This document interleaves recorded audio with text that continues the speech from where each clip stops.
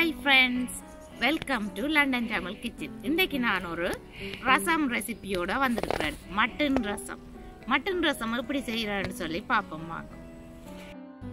ரசம் செய்கிறதுக்கு தேவையான பொருட்கள்: ஒரு மீடியம் சைஸ் பொம்பாய் ஒனியன் எடுத்து தோல் உரித்து கழுவி சின்ன வெட்டி வச்சிருக்கிறேன். ஒரு பெரிய தக்காளி பழம் எடுத்து வெட்டி வச்சிருக்கிறேன்.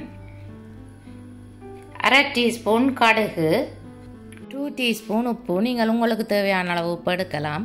தேவையான அளவு மல்லியில, 2 டீஸ்பூன் சன்ஃப்ளவர் ஆயில், 1 டீஸ்பூன் மிளகு, 1 டீஸ்பூன் நற்சீரகம் அதாவது சின்ன சீரகம், 2 டீஸ்பூன் மல்லி,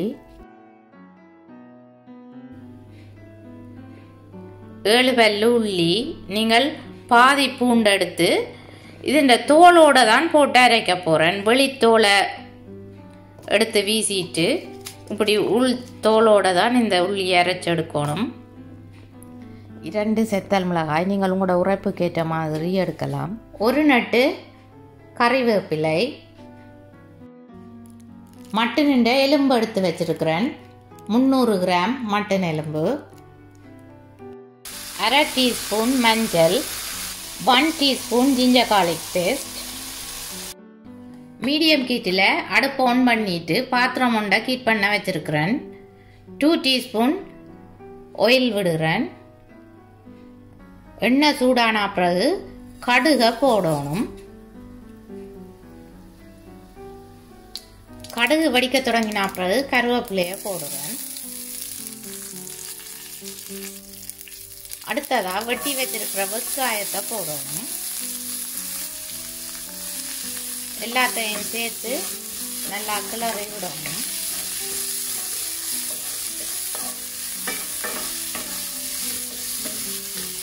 கிரைண்டர் கப்புக்குள்ள மிளகாய், சின்ன சீரகம், மிளகு, மல்லி இவ்வளத்தையும் போட்டு அரைகுறையா அரைச்செடுக்கணும். இப்படி அரைகுறையா அரைச்செடுக்கணும். இனி இதுக்குள்ள உள்ளியை போட்டு அரைச்செடுக்கணும். ரசத்துக்கு நல்ல பவுடரா அரைக்காமல் இப்படியான பதத்துல தான் அரைச்செடுக்கணும். வெங்காயம் இப்படி வதங்கினா பிறகு அதுக்குள்ள தக்காளி பழத்தை போடணும். ஆட்டெலும்பையும் கழுவிட்டு இதுக்குள்ள போடணும்.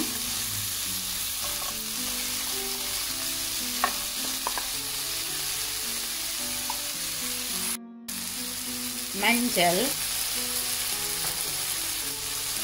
ஜிஞ்சர் கார்லிக் பேஸ்ட் எல்லாத்தையும் சேர்த்து நல்லா மிக்ஸ் பண்ணி விடணும். மூடியால மூடி வேக விடணும்.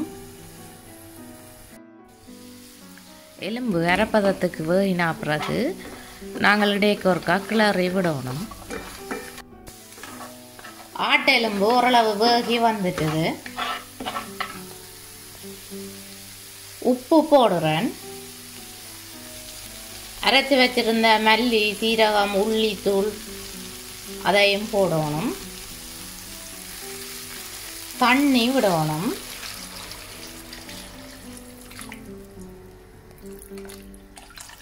ஒரு லிட்டர் தண்ணி விட்டுருக்கிறேன். மூடியால மூடி திரும்பவும் வேக விடணும். நீங்க விரும்பினா 1 லிட்டரை விட கூடுதலான தண்ணியும் விடலாம். ரசம் இப்படி நல்லா கொதிச்சு வந்த பிறகு மல்லியிலைய கழுவி சின்ன பிச்சு போடும்.